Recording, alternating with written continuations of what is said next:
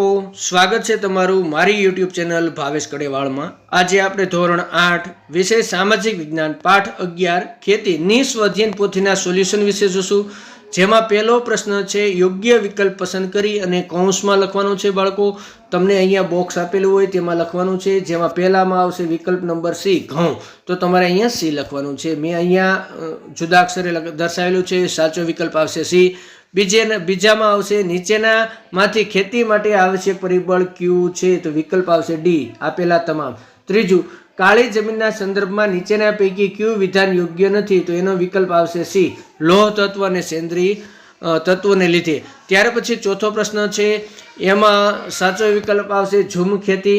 पांचमामां आवशे आपेला तमाम अने छठ्ठो प्रश्न छे मने ओळखो मारो उपयोग वनस्पतिजन्य कीटनाशकोमां थतो नथी, तो एनो जवाब आवशे वड ए विकल्प ए वड। त्यार पछी आगळ जईए तो सातमું नीचे आपेला छे एने आपणे योग्य रीते क्रममां विशेषताने योग्य रीते जोडवानुं छे, तो एमां विकल्प नंबर आवशे बी। त्यार पछी आठमुं छे तो एमां पण विकल्प नंबर आवशे डी आपेला तमाम। नवमां आवशे आर्ध खेती सफरजन बागायत खेती, तो डांगरने आर्ध खेती कहेवामां आवे छे। त्यार पछी 10मुं मने ओळखो हूँ दिवेलाना उत्पादन में विश्व में प्रथम क्रमे छूँ, तो आपणे दिवेलाना उत्पादन में भारत सौ प्रथम क्रमे छे। 11मो प्रश्न छे जो तमने लोन अहींया एनो 11मो प्रश्न छे तो एनो साचो विकल्प आवशे बी फुवारा पियत। 12मां साचो विकल्प आवशे सी। 13मां साचो विकल्प आवे छे ए जूनागढ़। त्यार पछी 14मुं एमां विकल्प आवशे बी। 15मुं एमां विकल्प आवशे सी। त्यार पछी 16मो प्रश्न छे तो 16मा प्रश्नमां विकल्प ए साचो आवशे। त्यार पछी प्रश्न नंबर 2 ए नीचेना विधानो साचा छे के खोटा ते जणाववानुं छे। तो पहेलुं खोटुं, बीजुं साचुं, त्रीजुं साचुं, चौथुं साचुं, पांचमुं खोटुं, छठ्ठुं साचुं आवशे, सातमुं खोटुं, आठमुं साचुं आवशे। त्यार पछी आगळ 9मुं साचुं आवशे, 10मुं खोटुं आवशे, 11मुं साचुं आवशे अने 12मुं खोटुं आवशे। प्रश्न नंबर 2 बंध बेसता जोड़का जोड़वाना छे। तो बंध बेसता तो पहेलानी सामे सी, बीजानी सामे ए, त्रीजानी सामे डी, चौथानी सामे बी आवशे। प्रश्न नंबर 3 खाली जग्यामां योग्य शब्द वडे पूरो। तो पहेलामां आवशे प्रथम, बीजामां चीन, त्रीजामां व्यापारी, चौथामां रोपा अने पांचमामां जूनागढ़। तो आ रीते बाळको तमारे खाली जग्या पूरवानी छे। छठ्ठामां आवशे कृषि अने सातमामां 50%। तो आपणे आ छे खाली जग्या योग्य शब्द वडे खाली जग्या पूरो। त्यार पछी 8मां कपासनी काळी जमीन रेगुर। त्यार पछी 3ब तफावत आपणे जणाववानो छे बागायती खेती अने सघन खेती, तो आ एनो तफावत छे। त्यार पछी टपक सिंचाई पद्धति अने फुवारा सिंचाई पद्धतिनो तफावत आ रीते तमे लखी शको छो। त्यार पछी डांगर अने मगफळीनो तफावत आ रीते जोईने लखी शको छो। पछी प्रश्न 4 नीचेना प्रश्नना टूंकमां जवाब आपवाना छे बाळको। जेमां कृषिने असर करी रहेला परिबळो, तो अहींया 7 मैं परिबळो लखेला छे। बीजो गुजरातमां मुख्य क्या क्या पाक थाय छे, तो अहींया मैं आटला बधा पाक लखेला छे ते तमे जोई अने लखी शको छो। त्यार पछी त्रीजो कृषिना प्रकारो क्या क्या छे, कृषि एटले के खेतीना प्रकारो क्या क्या छे, तो एना पण आ तमे अहींयाथी तमे लखी शको छो। त्यार तमारा विस्तारमां क्या क्या पाक थाय छे, तो तेना विषे तमारे माहिती देवानी छे।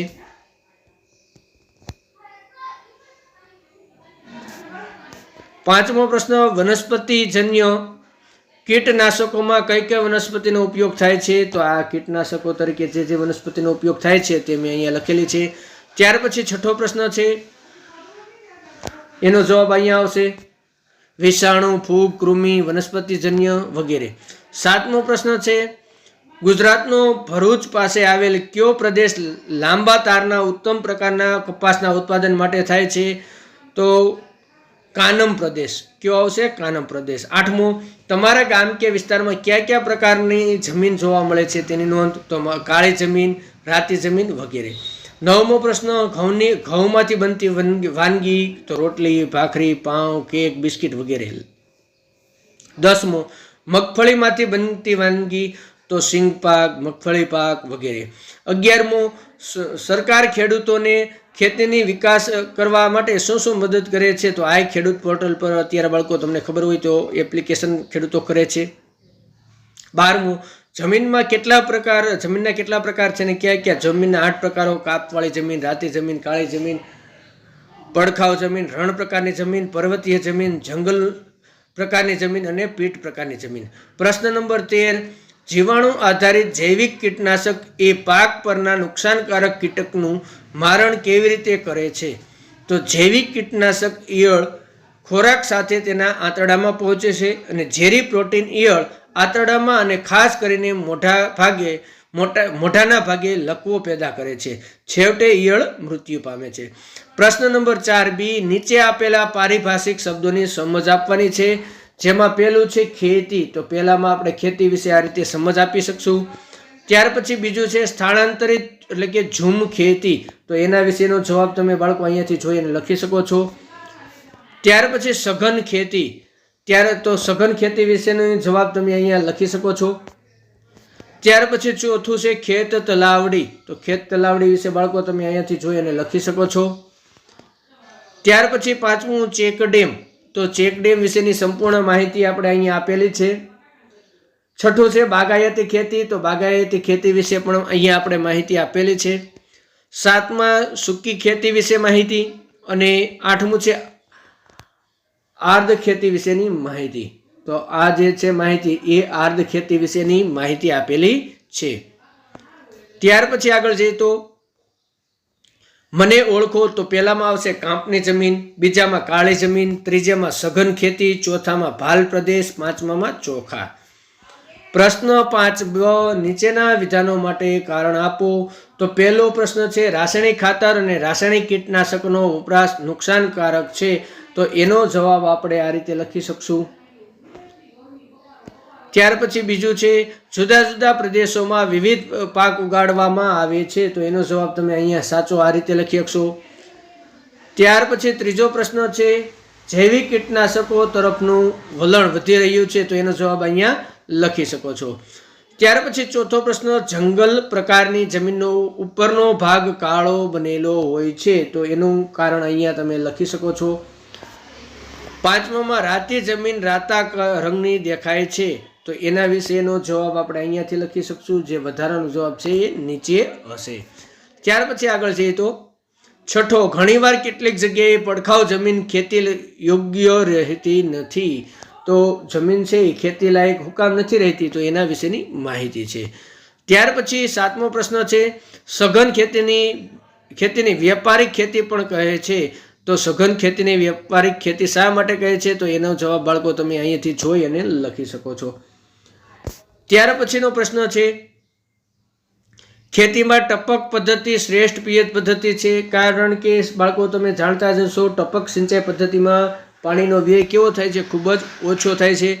9મામાં લણણી સમયે તડકાની જરૂર હોય છે. કારણ કે તડકો હોય તો જ આપણે પાકમાં જે પાણી હોય તે સુકાઈ જાય છે. તો અહીંયા એનો વધારાનો જવાબ આપણે નીચે પણ લખી શકશું. ત્યાર પછી 10મો પ્રશ્ન છે ડાંગરની ખેતીમાં કામ કરવા માટે વધુ માણસોની જરૂર પડે છે. તો એનો જવાબ આપણે આ રીતે લખી શકશું. 11મો, કપાસનો પાક તૈયાર થાય ત્યારે આકાશ ચોખ્ખું હોવું જોઈએ. કારણ કે આકાશ ચોખ્ખું હશે તો જ આપણે પાક નકર શું થશે? ખરી જશે. પ્રશ્ન નંબર 6 એ ટૂંકનોંધ લખવાની છે. 6થા પ્રશ્નમાં આપણે ટૂંકનોંધ લખશું. તો એમાં પહેલી ટૂંકનોંધ લખવાની છે સઘન ખેતી વિશે બાળકો ટૂંકનોંધ લખવાની છે. જે સઘન ખેતી વિશે તમે આ રીતે આખી ટૂંકનોંધ લખી શકશો. ત્યાર પછી આપણે આગળ જઈએ તો ટપક સિંચાઈ પદ્ધતિ. તો ટપક સિંચાઈ પદ્ધતિ વિશે ટૂંકનોંધ લખવાની છે. જે તમે અહીંયાથી જોઈ અને ટપક સિંચાઈ પદ્ધતિ વિશે ટૂંકનોંધ લખી શકશો. ત્યાર પછી આગળ જઈએ તો ખેતીનો વિકાસ. તો ખેતીના વિકાસ વિશે તમે અહીંયાથી જોઈ અને લખી શકો છો.